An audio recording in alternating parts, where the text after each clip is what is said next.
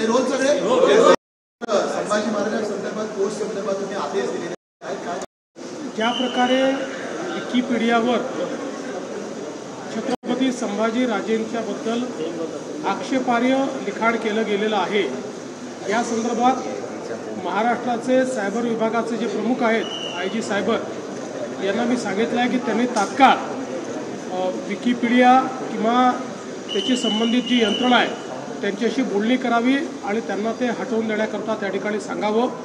जी काही प्रक्रिया त्याकरता करावी लागते ती प्रक्रिया करावी, पण अशा प्रकारचं आक्षेपार्ह लिखाण हे ओपन सोर्सवर अशा पद्धतीनं राहणं हे अतिशय चुकीचं आहे. त्यामुळे ते तिथनं निघालं पाहिजे. या दृष्टीने सगळी कारवाई करण्याचे आदेश दिलेले आहेत. सर, पण असं होतं की विकिपीडियावर नॉर्मली कोणी पण एडिट करू शकतं आणि ते टाकू शकतं, तर या संदर्भात काही ऐतिहासिक ज्या गोष्टी असेल त्या संदर्भात काही सूचना वगैरे कराव्या. आपल्याला ही कल्पना आहे की विकिपीडिया हे काही भारतातनं संचालित होत नाही. हा एक ओपन सोर्स प्लॅटफॉर्म आहे. त्याचे काही नियम आहेत. त्या नियमानुसार त्याच्यामध्ये कोण लिहू शकतं याचं एडिटोरियल राईट्स काही लोकांना असतात. त्यामुळे अशा प्रकारे निश्चितपणे त्यांना हे सांगता येईल की ज्या ऐतिहासिक गोष्टी त्या गोष्टींचं असं तोडून मरोडून किंवा पद्धतीनं लिहिणं हे योग्य नाही. या संदर्भात तुम्ही काहीतरी नियमावली तयार करा. प्रकरण आहे, या सगळ्या प्रकरणांमधून असं वाटतं की समाज माध्यमांवर जे दाखवलं जातं त्याच्या संदर्भात एक नियमावली करणं गरजेचं आहे. निश्चितपणे गरजेचं आहेच.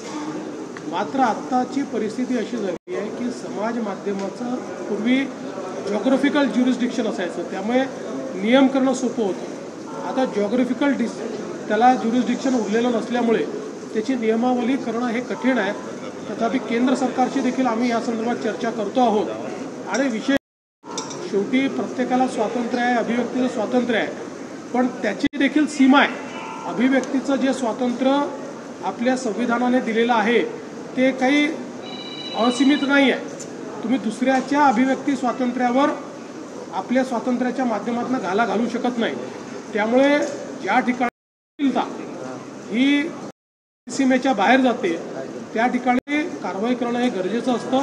मात्र या संदर्भात काही नियमावली तयार करता येईल का, जरूर केंद्र सरकारची आमची चर्चा चाललेली. अजून ते झालेलं नाही. अलीकडच्या काळामध्ये कॅबिनेट व्हायच्या आधी काही लोक अजेंडा छापतायत, ही चुकीची पद्धत आहे. आणि मी मंत्र्यांना देखील सांगितलेलं आहे की आपल्या कार्यालयांना सांगा, अन्यथा मला कारवाई करावी लागेल. कॅबिनेटचा अजेंडा हा त्या ठिकाणी पूर्णपणे त्याचीच शपथ आपण घेतलेली आहे. याच्यातनं काही लपवण्यासारखं काही नाही, पण जे नियम आहेत ते नियम आहेत. त्याच्यामुळे आपल्याला देखील माझी विनंती आहे की जी माध्यमं कॅबिनेटच्या अशा प्रकारे कॅबिनेटचा अजेंडा सांगतायत, अजेंडा दाखवतायत, कृपया आपल्या टीआरपी करता किंवा आपल्या खपाकरता पेपरच्या अशा प्रकारे या ठिकाणी नियम मोडू नका. सर, कल्याण डोंबिवलीच्या बाबतीत हायकोर्टाने निर्णय दिलाय, मात्र त्याचा फटका कल्याण डोंबिवलीच्या बाबतीत घरांच्या बाबतीत असं त्या संदर्भात मी स्वतः बैठक घेतो आहे.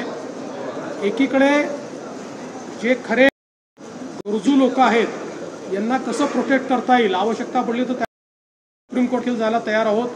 सन्माननीय आमचे तिथले आमदार आहेत, त्यांनी आमचे जे देशाचे अध्यक्ष देखील आहेत रवींद्र चव्हाण, यांनी मला ती पूर्ण घटना लक्षात आणून दिलेली आहे. आणि या संदर्भात पोलिसांनाही मी सांगितलेलं आहे की ज्या बिल्डरने हा खोटेपणा केलेला आहे त्यांच्यावर कारवाई करा. आणि जे लोक जेन्युइन बायर्स आहेत, सगळे जेन्युइन बायर्स नाहीत पण मोठ्या प्रमाणात जेन्युइन बायर्स आहेत, त्या संदर्भातली सगळी माहिती मी तिथल्या कमिशनरकडनं घेतलेली आहे. आवश्यकता पडली तर सुप्रीम कोर्टात जाऊन देखील त्याला कसं प्रोटेक्ट करता येईल, कारण आता यातल्या काही इमारती सरकारी जमिनीवर बांधल्या आहेत. त्यामुळे आता त्याला कसं काय नियमित करायचं हा प्रश्न आहे.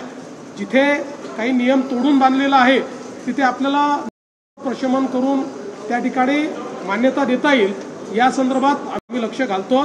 आणि सामान्य माणसाला आणि जो जेन्युइन आहे, ज्याची खरोखर फसवणूक झाली आहे, कसं प्रोटेक्ट करता येईल असा आमचा प्रयत्न असेल. एक वैद्यकीय कक्ष स्थापन केला जातो, समांतर अशा गोष्टी याच्यात काही चुकीचं नाही.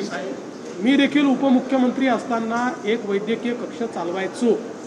वैद्यकीय कक्ष याकरता आपण चालवतो की त्यातनं काही कोऑर्डिनेशन करता आलं पाहिजे. मुख्यमंत्री असेल, उपमुख्यमंत्री असेल, यांच्याकडे केसेस येत असतात. त्यामुळे उपमुख्यमंत्री यांनी जर वैद्यकीय कक्ष सुरू केला असेल त्यात काही गैर नाही.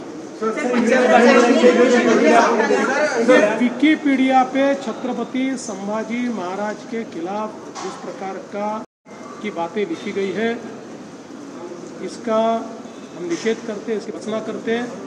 और हमने हमारे जो साइबर विभाग के प्रमुख है, जो आईजी साइबर है, इनको ये कहा है कि वो विकिपीडिया से बात करें और जो भी यंत्रणा इसको संचालित करती है उनसे बात करके ये सारी चीज़ें विकिपीडिया से निकले, जो गलत है, जो झूठी चीज़ें वो और सही चीज़ें उसके ऊपर आए, इस प्रकार का प्रयास करें, ऐसा आदेश दिया है.